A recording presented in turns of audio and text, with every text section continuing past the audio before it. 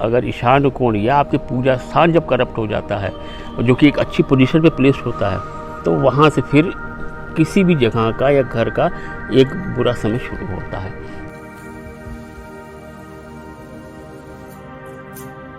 कि अगर मान लीजिए कि आप कहीं बाहर जा रहे हैं और आप मंदिर में पूजा नहीं कर पाएंगे, तो उस वक्त आप एक कटोरी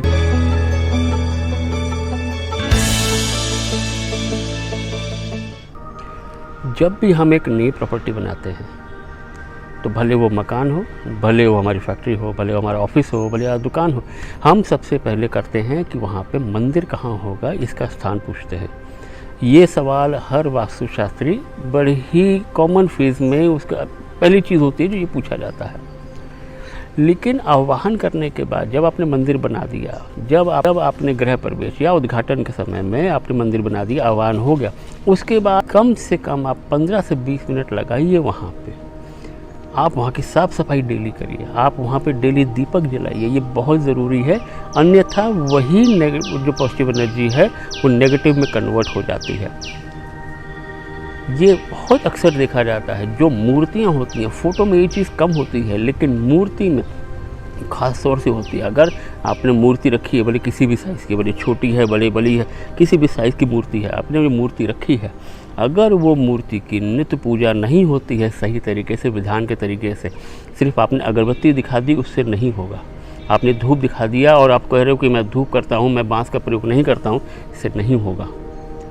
सिर्फ एक धूप से वहाँ की पॉजिटिव एनर्जी नहीं आती है। वहाँ पे आपको स्नान कराना ज़रूरी होता है, उनको नैवेद्य देना ज़रूरी होता है, आपको दीपक जलाना ज़रूरी होता है। इन सभी चीज़ों का एक्युमुलेटेड जो एनर्जी आती है वो पॉजिटिव एनर्जी क्रिएट होती है और वो फिर समाई होती है देवता में। जब तक आपकी डेली पूजा नहीं होती है तब तक वो सिर्फ एक पत्थर है। उसको भगवान समझने की गलती ना करें। वो एक रिप्रेजेंटेटिव है उस देवता का जो कहीं ब्रह्मांड में है या वो चला रहा है, वो हम आपको भी नहीं मालूम।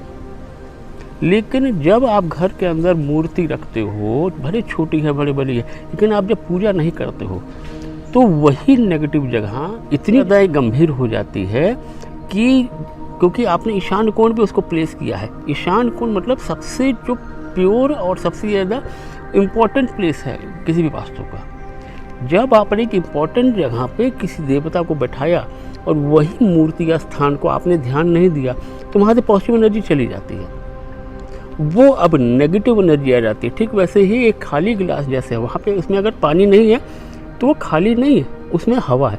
ठीक वैसे ही जब पॉजिटिव एनर्जी चली जाती है तो न्यूट्रल नहीं होता वो फिर नेगेटिव एनर्जी उसको रिप्लेस करती है। और वो अच्छी जगह, वो जो सबसे इम्पॉर्टेंट पोजीशन जो आपके घर की है या आपकी फैक्ट्री की है या आपकी दुकान की है, वही फिर आपके विनाश का कारण बनती है। इसी एनर्जी के तरीके से जो यहाँ पे मैंने अभी एनालाइज किया है, यहाँ पे पॉजिटिव एनर्जी बिल्कुल भी नहीं है।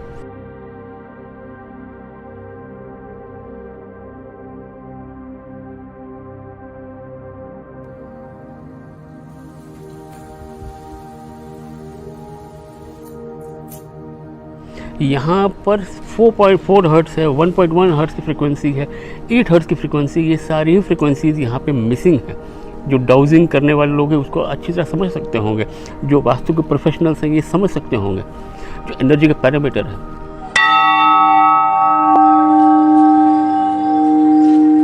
जब हम किसी भी मंदिर को क्रिएट करते हैं तो उसके अंदर दोनों पोलैरिटीज़ सिमिलर होती हैं।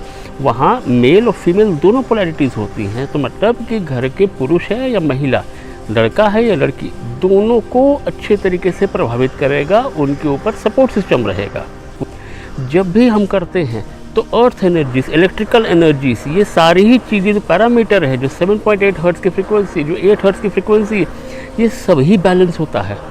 ऑर्गेनिक होने का एक यही बहुत बड़ी फ़ायदा होता है कि वो ज़्यादातर पैरामीटर्स को सॉल्व करता है। जितनी भी ऑर्गेनिक चीज़ें होती है, भले वो रुद्राक्ष है, भले वो गंगा जल है, जितनी भी चीज़ें हैं, वो सभी हमारी नॉर्मल पैरामीटर्स को कंप्लाई करती है। वो सिर्फ एक पे नहीं जाती, मल्टीपल फंक्शंस होते हैं उसके, और वो हर एक ग्रह को लगभग जो है बिगाड़ते नहीं हैं काफ़ी हद तक।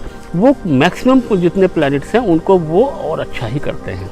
मंदिर कहाँ होगा, तो एनर्जी वाइज 1.1 हर्ट्ज़ की फ्रिक्वेंसी सबसे स्पिरिचुअल एनर्जी है, वो डायग्नोस होती है। वो हर जगह की अलग होती है, लेकिन नॉर्मली नॉर्थ ईस्ट में ही वो मिलती है।